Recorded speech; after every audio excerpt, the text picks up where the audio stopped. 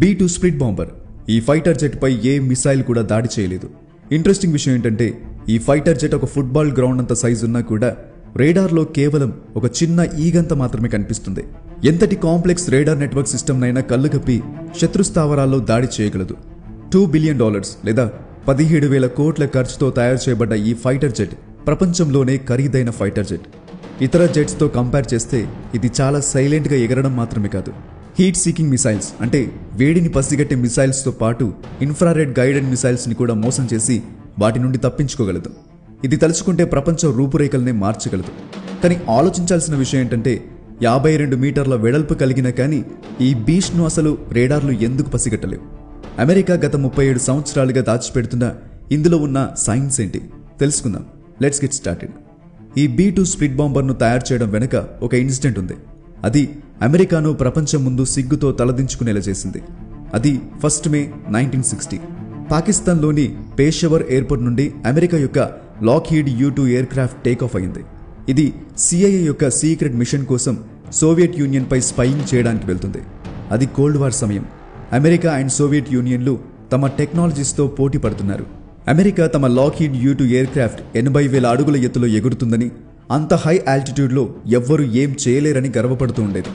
అంత ఎత్తులో USSR యొక్క ఏ మిసైల్ కూడా దాడి చేయలేదు అనుకుంది US. కానీ ఈ ఎయిర్ క్రాఫ్ట్ సోవియట్ యూనియన్లోకి ప్రవేశించిందో లేదో రేడార్లో దాన్ని పసిగట్టాయి.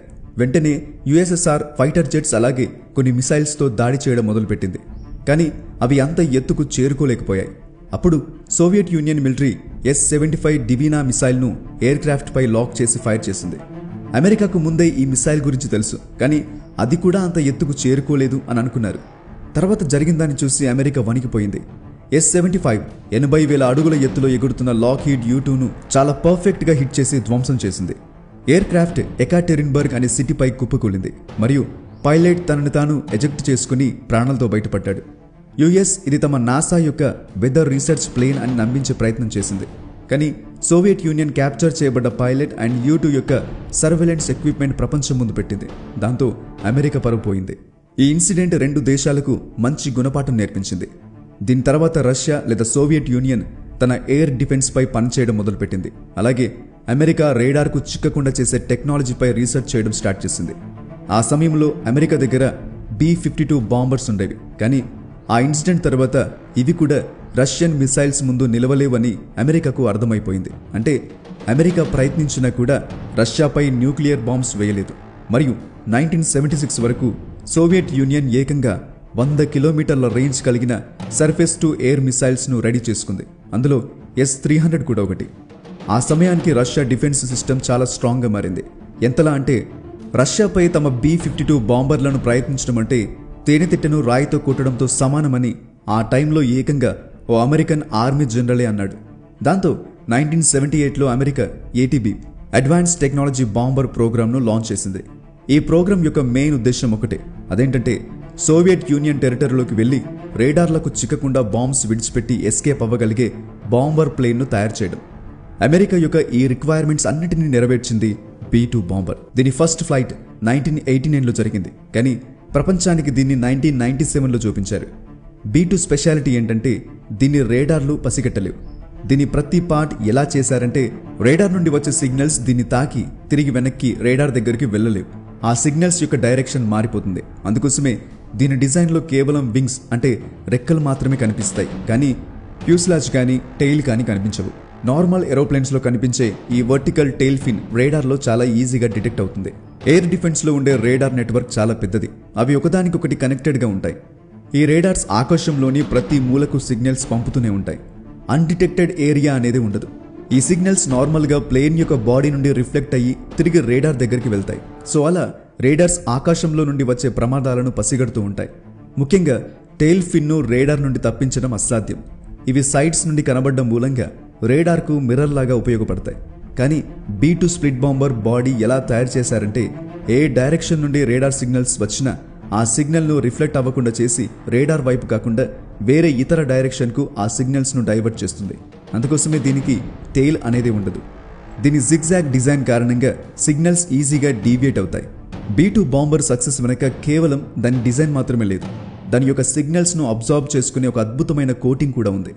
అమెరికా కేవలం ఈ ఎయిర్క్రాఫ్ట్ కోసం ప్రత్యేకంగా తయారు చేసిన ఈ సీక్రెట్ కోటింగ్ గురించి ఇప్పటికీ బయటపెట్టలేదు. మరియు ఈ కోటింగ్ మూలంగా B-2 బాంబర్ రేడార్ నెట్వర్క్లో 100% ఇన్విజిబుల్ అయిపోతుంది. షాకింగ్లీ ఈ ఎయిర్క్రాఫ్ట్ యొక్క radar cross section 0.0001 square metres మాత్రమే ఉంటుంది. దీని అర్థం ఏంటంటే ఈ ఎయిర్క్రాఫ్ట్ను పట్టుకోవడం అంటే ఆకాశంలో ఒక ఈగను వెతకడం లాంటిది. కంపారిజన్ విషయానికి వస్తే B-52 బాంబర్ రేడార్లో డబుల్ బెడ్రూమ్ అంత సైజ్ కనిపిస్తుంది. F-15 ఒక చిన్న రూమ్ అంతా, JF-17 ఒక సింగిల్ బెడ్రూమ్ అంతా అండ్ రఫేల్ ఓ చిన్న పిల్లో సైజులో కనిపిస్తాయి. కానీ B-2 బాంబర్ వీటన్నిటికంటే 10 రెట్లు పెద్దదైనా కూడా కేవలం ఒక చిన్న ఈగంత మాత్రమే కనిపిస్తుంది. ఏవియేషన్ సెక్యూరిటీ ప్రపంచంలో ఈ టెక్నాలజీని స్టెల్త్ అని పిలుస్తారు. B-2 బాంబర్ ప్రత్యేకత కేవలం శత్రు రేడార్లకు చిక్కకుండా ఉండడం మాత్రమే కాదు, దీని లో heat signature and heat seeking మిసైల్స్తో పాటు ఇన్ఫ్రారెడ్ గైడెడ్ మిసైల్స్ నుండి ఈజీగా తప్పించుకోగల టెక్నాలజీస్ దీన్ని అబ్సల్యూట్ బీస్ట్ ఆఫ్ ది స్కైగా మార్చాయి. నార్మలీ ఎయిర్ డిఫెన్స్ సిస్టమ్స్లో ఇన్ఫ్రారెడ్ సర్వైలెన్స్ సిస్టమ్స్ కూడా ఉంటాయి. ఈ సిస్టమ్ జెట్ వెనుక నుండి విడుదలయ్యే హీట్ను డిటెక్ట్ చేసి కన్ఫర్మ్ చేసుకుంటుంది అండ్ తర్వాత మిసైల్ సిస్టమ్ ఆ హీట్ సిగ్నేచర్ను లాక్ చేసి దాడి చేస్తుంది. కానీ B-2 బాంబర్ యొక్క ఇంజిన్స్ను దాని బాడీలో దాచిపెట్టారు.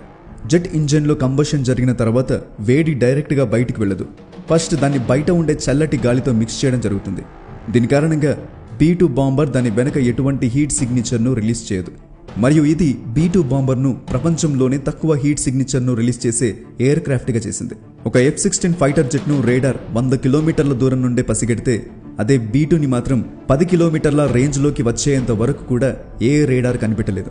అండ్ ఇది ఇన్ఫ్రారెడ్ రేడార్లో చిక్కేంత తక్కువ ఎత్తులో కూడా ఎగరదు. షాకింగ్లీ B-2 బాంబర్కు 1500 మీటర్స్ లేదా 15,000 అడుగుల ఎత్తులో ఎగిరే కెపాసిటీ ఉంది. ఇంత ఎత్తులో ఎగరడం మూలంగా ఈ ఎయిర్ క్రాఫ్ట్ ఇన్ఫ్రారెడ్ రేడార్ నుండి తప్పించుకోవడం మాత్రమే కాదు, ఆ ఎత్తులో అట్మాస్ఫియర్ పల్చగా ఉండడం మూలంగా ఎయిర్ క్రాఫ్ట్ పైన డ్రాగ్ తక్కువ పడుతుంది. దాంతో ఫ్యూల్ ఎఫిషియన్సీ పెరుగుతుంది. కాబట్టి ఇది ఎక్కువ దూరం కూడా ట్రావెల్ చేయగలదు. B-2 బాంబర్ ఫుల్ ట్యాంక్తో 11,000 కిలోమీటర్లు ట్రావెల్ చేయగలదు. మీరు దీని యొక్క రేడార్ మరియు ఇన్ఫ్రారెడ్ సర్వైలెన్స్ సిస్టమ్స్కు చిక్కకుండా ఉండడమే ఈ ఎయిర్ క్రాఫ్ట్ యొక్క అమేజింగ్ ఫీచర్స్ అనుకుంటున్నారు కదా.